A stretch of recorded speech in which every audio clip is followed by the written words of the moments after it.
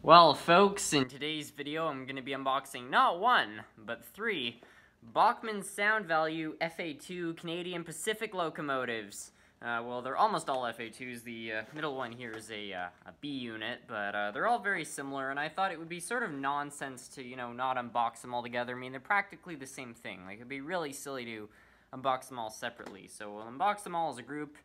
And since they were all made around the same time, with the same gearing, and well, they're practically built the same on the inside, I'm going to run them all as a triple-headed consist, so there'll be a lot of power. And since they're all sound value, the sound out of 3 engines should be pretty good, so I think this will be a lot of fun.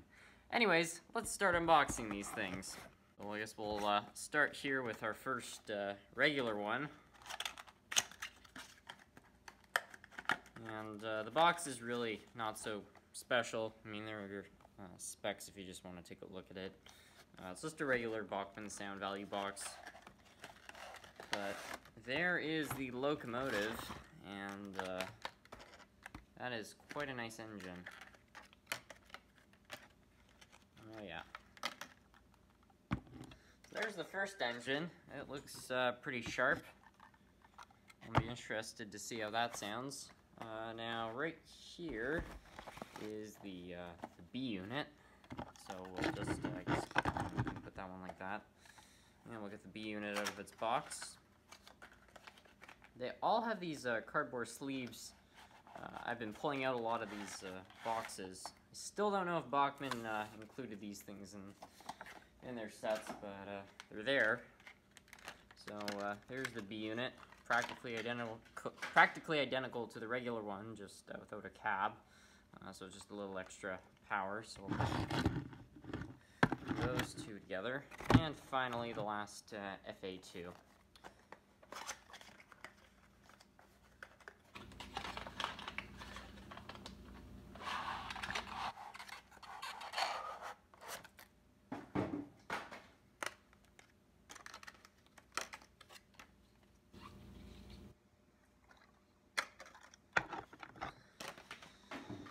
And there we go, all 3 of them. Now, these are all great looking models, so I think I'll give you guys a close-up shot of all of them so you can see them in detail. So right here are the 2 diesels I'm going to be showing you guys. I decided to put the last one off to the side simply because these 2 are practically the same, so I decided I'll just show you guys these 2 because these are the only 2 you'll need to see for the detail. I don't find this model has a crazy amount of detail, but I think that's more to do with this locomotive in real life just not having a lot on the front. I think they made them somewhat minimalist, and it still looks really sharp. And the detail that they have put on, I quite like it. If we come down to the side here, you can see the little clips here on the top. They're quite precise in my opinion. The horns look all right. I mean, they're fine looking locomotives. They're not top of the line, but they're nice. I like them. So there's the regular one. Here it is on the side. And yeah, you can see it's a fine locomotive. And here's the B unit, which is very similar, just of course without the cab. So there's one side of it. And there's the back or the front. I don't know which direction it is, to be honest. I guess this would be the front because the cab in this case is up here and the vent's there, so I guess this would be the front. And you can see it's pretty simple, but I mean, they're fine looking engines, so that's that. Now let's take these things over to the track and try testing them / running them, because I'm interested to see what sounds they have and how they perform. Here's a detail that I missed, a small detail. They actually put a fan in this. I've noticed some manufacturers do not put the cooling fans in their locomotives, but Bachmann did, which is something I appreciate. That's a nice detail in my opinion, so they did a good job with that. Alright, we've got her all set up on the track, so we're going to apply some power and fire her up. And so there it is. It's got a pretty nice idle so far. I'm going to start testing out some of the sounds. This should be the bell right here. So it's got a very similar bell to a lot of the other Bachmann engines, and this should be the horn. So it's basically got the exact same horn as on my New York Central FA2. And there's a short horn. and all the other buttons don't seem to do anything. And of course, as always, the 8 key shuts the locomotive sound off, and this should be the light, and you can see the light turn on right there. Anyway, we're going to put this thing into forward and see how she runs.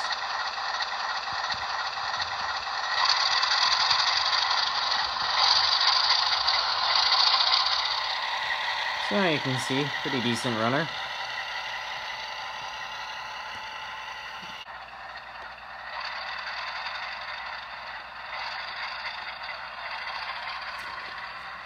And as you can see, it doesn't seem to be having trouble hauling this relatively small consist right here.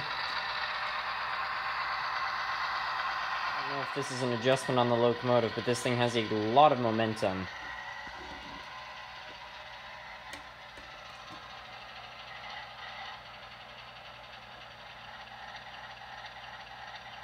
Alright, we're now going to put the B unit on.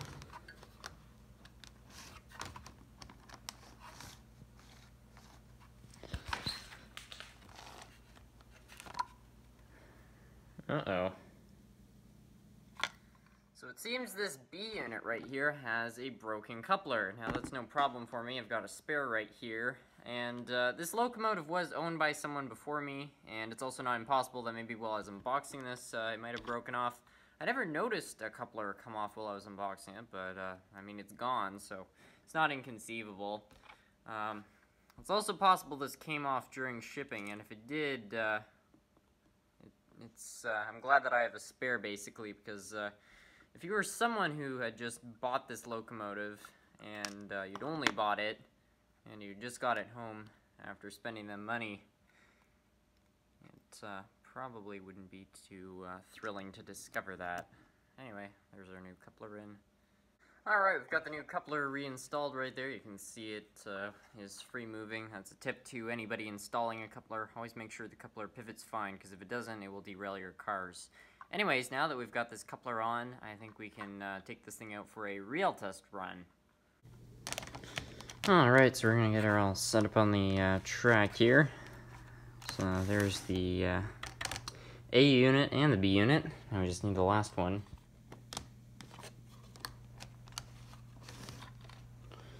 Alright, let's apply a power to this whole setup.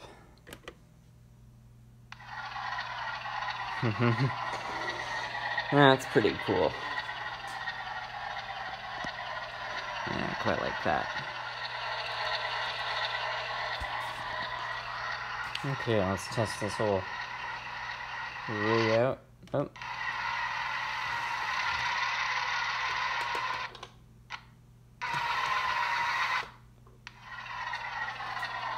Okay, I think the problem is this is in fact backwards. Let's just do a test here.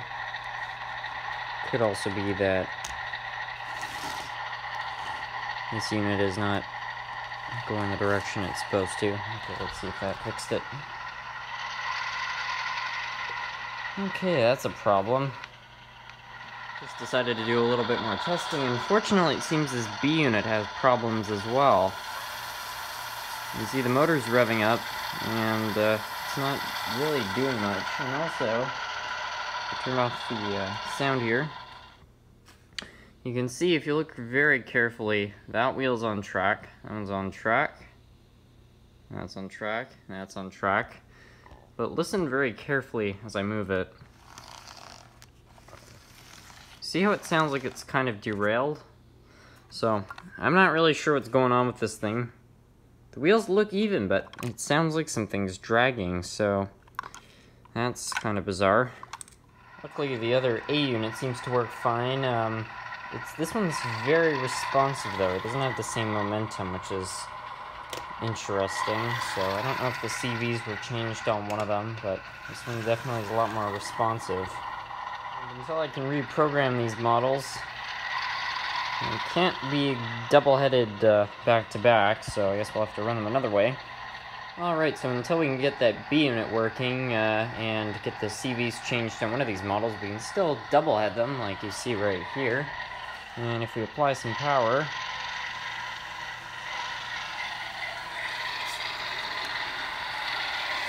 Okay, maybe that won't quite work, because I think since the front model's got the momentum, yeah, you can see that one just started pulling. So anyways, these all evidently need a little bit of work, but they're all great looking models, and I'm still very, very happy with them. So, yeah, they're projects. Well, folks, that's going to be it for today's video. I hope you guys enjoyed. These are great-looking models, although I have to admit I was a little surprised by some of the peculiar problems they have. I still don't know what's going on with this B unit. It just doesn't seem to be getting traction. I think it could be a transmission problem, because you can hear the motor inside it revving up, but the wheels really just don't seem to be turning. So I'm not sure what's going on with that unit, but evidently something is wrong with it.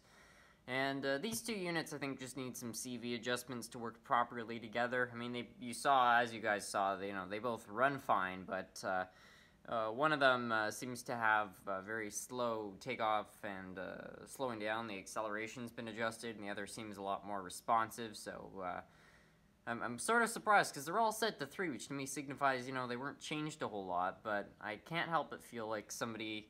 The original owner made some CV adjustments to them at some point, so I'm not sure what's going on, but we'll have to figure out how to adjust those, and what to do about this B unit.